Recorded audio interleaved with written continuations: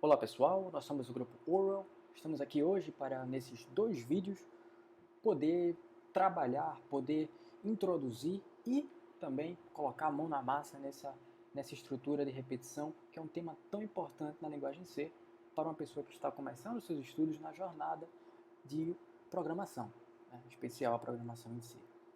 Olá, quem fala é Davi do grupo Oral. O estudo das estruturas de repetições são extremamente importantes e necessárias, pois suas aplicações vão dos códigos mais simples aos mais complexos. Dito isso, vamos estudar três tipos de estruturas de repetição, cada uma tendo sua forma de aplicação e meio de estabelecer a condição. Esse loop fazendo com que um determinado trecho seja repetido até uma certa condição seja cumprida. E agora a gente vai falar sobre o while. Eu me chamo Christopher e vou tratar sobre o loop, ou laço, né? O loop temos em inglês, ou português podemos chamar de laço, while. No primeiro vídeo, iremos trabalhar de uma forma mais teórica, para que essa teoria possa ser exemplificada e facilitada na mente do aluno, e no segundo vídeo poderemos fazer algo prático, ou seja, colocaremos isso em código para, né, um bom aluno que está começando seus estudos na programação poder realmente começar a ter sua criatividade, ver a particularidade de cada laço e poder ver o que melhor se encaixa na lógica, no programa que está querendo ser feito. Laços de repetição de pré-condição, while, né? Então, basicamente, o que será visto, né, é que o while precisa de uma condição, que retorne verdadeiro ou falso, para poder, né, o programa saber se vai entrar naquele loop ou não, se o corpo daquele laço vai ser trabalhado ou se resultar falso ele vai ser pulado, né? Então temos a exemplificação em um fluxograma para facilitar a lógica. Então aqui temos condição para o loop. Eu preciso que uma determinada variável seja igual a um determinado valor, por exemplo. Se isso retornar falso, esse loop não vai ser executado. Caso retorne verdadeiro, os comandos que estarão dentro do loop, desse laço, serão executados de forma que, ao fim disso, irá voltar para o começo e essa condição vai ser verificada novamente. Então aqui temos um algoritmo simples, né, sem linguagem C, só com português mesmo para que fique bem exemplificado, bem facilitado. Precisamos, na nossa função principal, declarar uma variável para o controle finito do loop. O que seria esse controle finito do loop? Veremos que podemos fazer loops infinitos, muitas vezes intencionais e às vezes por um erro na lógica de programação. Às vezes temos que evitar isso, ou às vezes é intencional realmente. Veremos tudo isso. Então, while significa no português enquanto. Então, enquanto uma determinada condição for, né, resultado verdadeiro, ele vai fazer o que está dentro do seu corpo de loop. Então, os comandos que você colocar ali vão ser executados e, ao fim, haverá uma verificação para ver se essa variável aqui, né, que está dentro da minha condição, ela ainda está verdadeira. Se continuar verdadeiro, esse loop ficará sendo iniciado.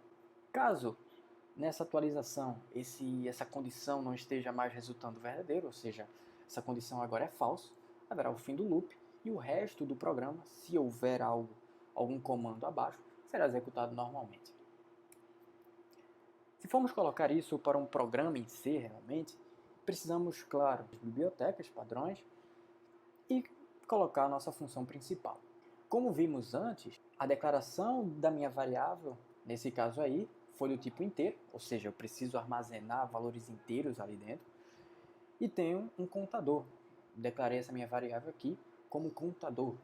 Poderia colocar qualquer nome, x, y, z. E nessa variável eu armazenei o valor 1. No meu ciclo while, vai ser verificada essa condição. O contador ele é menor ou igual que 5? Sim, isso resulta verdadeiro.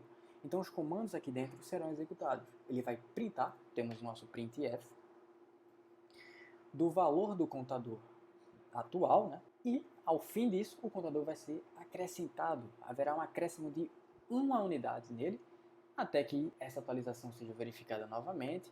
E nesse caso, né, na segunda tentativa, esse contador não seria mais 1, e sim 2. Isso será repetido até quando?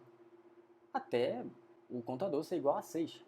Porque sendo igual a 6, isso aqui resultará falso, porque 6 não é menor ou igual que 5, é um número maior que 5.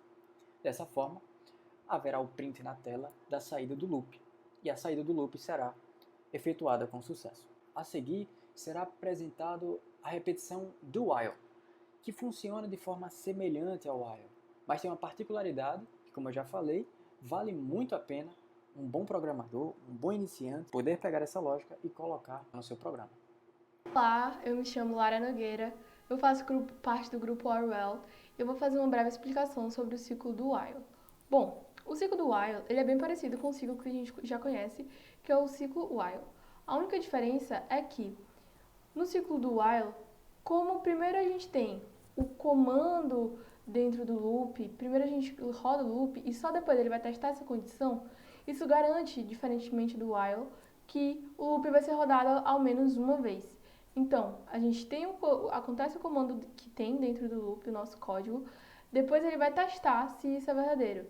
Caso isso é verdadeiro, a condição for verdadeira, a gente retorna true e o comando dentro do do ele acontece de novo. Caso essa condição não seja atendida, é um false e a gente termina esse loop. Bom, a declaração ela é bem simples. Primeiro a gente tem um do e colocamos duas chaves. Entre essas duas chaves, a gente escreve os nossos comandos, o corpo do nosso código, a ação que ele irá fazer. Depois da segunda chave, a gente coloca um while e dois parênteses e ponto e vírgula no final.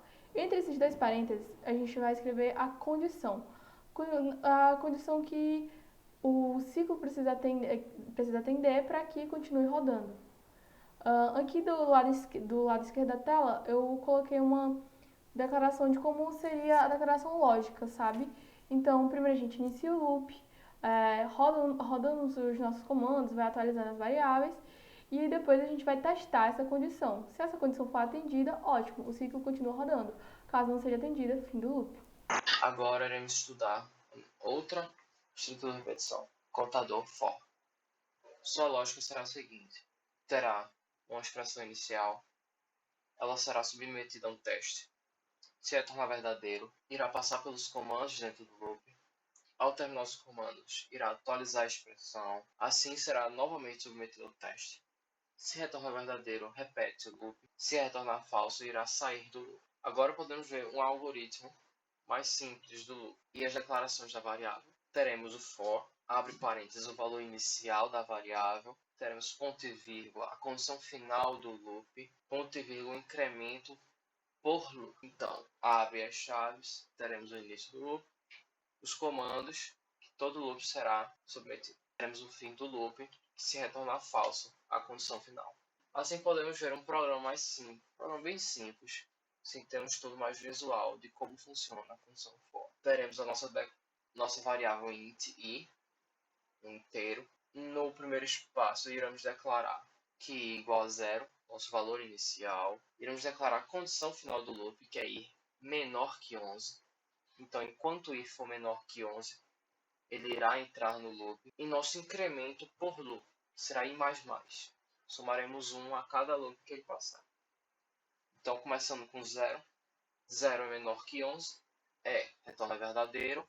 Comando do loop, printar o valor i, que é 0. Ele vai somar 1, o incremento. Agora i é igual a 1.